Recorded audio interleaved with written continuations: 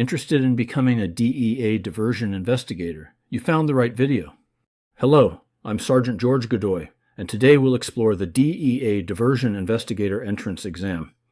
DEA Diversion Investigators are elite federal law enforcement professionals who prevent pharmaceutical drugs from reaching the illegal market.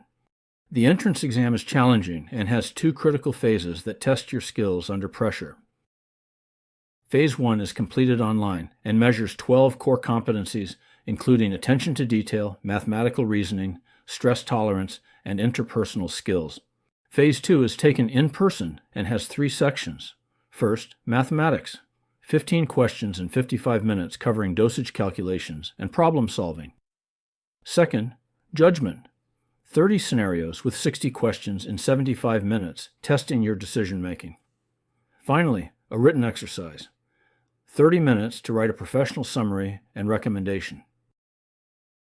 The combination of math, situational judgment, and professional writing makes this exam challenging, but with the right preparation, you can excel. Don't let poor preparation end your law enforcement dreams. Get the top-rated DEA Diversion Investigator prep course with over 1,000 5-star reviews.